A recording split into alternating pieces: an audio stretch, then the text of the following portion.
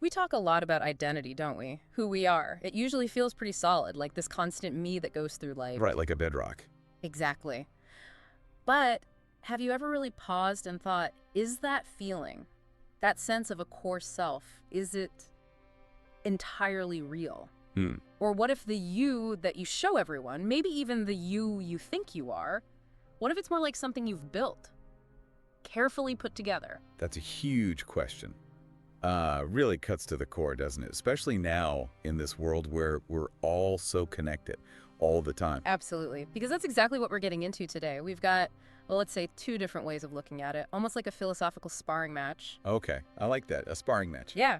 So on one side, you've got this view that's heavily influenced by Freudian ideas, looking at how our morals, our repressions, culture, power, Yeah. how all that stuff basically builds what we call identity. The deep structure is shaping us. Right. And then on the other side, there's this really curious voice, someone asking questions, pushing back, challenging those, well, pretty intense ideas. Think of it like one of those old Viennese debates, maybe, happening right here. Oh, okay. Intense and layered. I'm picturing the coffee house now. A clash between deep theory and sharp curiosity. Exactly. So let's jump in. This Freudian influenced perspective kicks off with a really vivid phrase. They call it the Kafkaesque Instagram syndrome. Kafkaesque Instagram syndrome. Wow, okay. That paints a picture. It really does. So let's unpack that. What are they getting at? Well, think about Kafka's metamorphosis, right? Gregor Samsa just wakes up transformed. Bizarre. Yeah, into a giant insect. Unsettling. Totally. So the analogy here is that maybe in the digital age, we're doing something similar.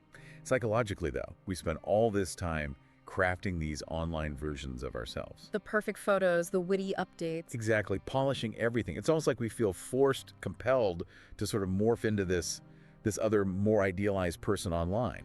Okay, I see the Kafka link now. And the Freudian connection is that this online performance is where we hide the messy stuff, the bits of ourselves we don't want seen. Precisely. The anxieties, the insecurities, the urges that don't fit the polished image. Yep. They get buried under that shiny surface. So Freud would say civilization itself is built on suppressing desires. Right. Right? Well, maybe social media is just the ultimate modern stage for that suppression. We're pushing forward what Lacan called the ideal ego. The ideal ego. So who we wish we were. Exactly. A carefully constructed image. Often it doesn't look much like the turmoil we might feel inside. But hang on a second. Is it all just a performance? I mean, people do make real friends online, find support groups. Isn't there some genuine connection happening too? Is it really all fake? And that's the challenge, right? That's the curious voice pushing back. Is every profile, every post inherently inauthentic? Or can real self-expression actually happen there too? Yeah. The Freudian perspective would probably argue that, well, even those seemingly real moments are still filtered. They pass through the lens of the superego. The superego, right. That's like the internal judge, the voice that's absorbed all the rules from society. Exactly. It's that inner critic, that moral compass shaped by everything around us, parents, culture, school. It's constantly whispering or maybe shouting. That's not good enough. Don't show that side. You need to look successful. Precisely those voices. Think about how much editing goes into photos, how long people take tweaking a caption. These aren't just small things from this view. They're acts of, like, psychological censorship. Driven by those rules we learned way back. Yeah, the idea is that we internalize these rules early on. Boys are often discouraged from showing vulnerability, girls maybe from being too openly ambitious, that kind of thing. And those parts of us we suppress. They don't just vanish, they bubble under the surface and shape how we present ourselves online, maybe without us even fully realizing it. Okay, but we are choosing what to post, aren't we? We hit the share button.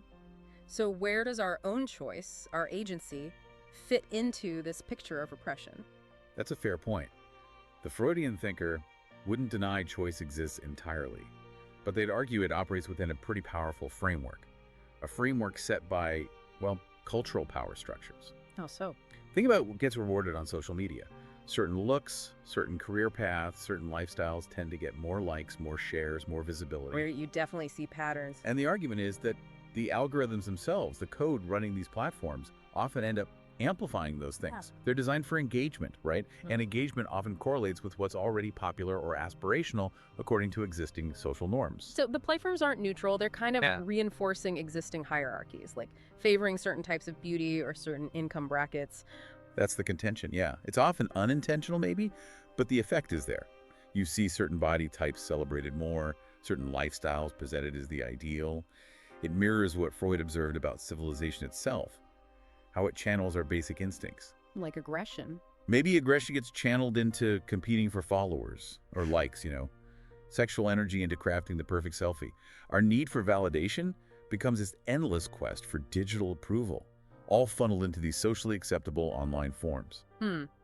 Listening to this, it almost sounds like we're just puppets, completely controlled by these big societal forces and our own unconscious minds. Is there, no way out, no room for genuine individuality or resistance? Well, that's where the tension really lies. The Freudian view points to the anxiety that pops up when our online self doesn't match our inner reality. Yeah, that feeling of being a fraud, maybe. Exactly, and they'd link that directly back to Freud's big idea. The conflict between the id, our raw primal desires, and the ego, our rational self trying to manage everything. That internal battle, it gets dialed way up online, where we're constantly juggling our real impulses with what we think society expects us to show.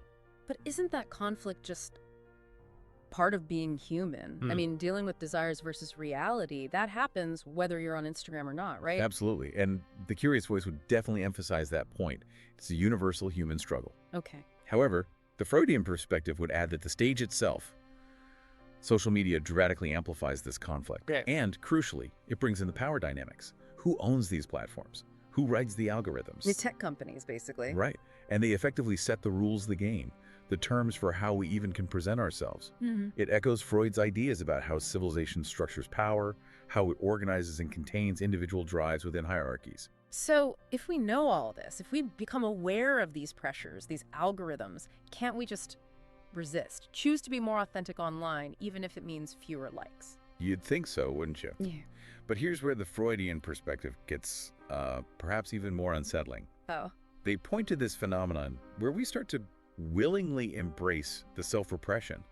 We internalize what the algorithm wants, what gets rewarded, and we start policing ourselves. So we change what we post, not just for other people, but for the computer code. Kind of, yeah. We adjust our behavior, modify what we share, hoping it'll please the algorithm and get more visibility. It's like a new twist on what Freud called the price of civilization, the sacrifices we make to live together. Now, maybe we're sacrificing authenticity for algorithmic approval. Wow, okay. That is a bit chilling, willingly censoring ourselves for a machine. But what's driving that? Is it just wanting to be popular online? Social acceptance? That's definitely part of it, the desire for validation. But the Freudian view goes a bit deeper. It suggests that seeing all these seemingly perfect lives, day in and day out, it seeps in. We unconsciously absorb these standards, these ideals, often unrealistic ones, and they start to shape not just what we show others, but how we actually feel about ourselves, privately. The line between the performance and who we genuinely feel we are gets blurry. Really blurry. So the more effort we pour into crafting this online identity, the further away we might actually be getting from whatever our true self is, if there even is such a thing. That's the crux of the argument, really.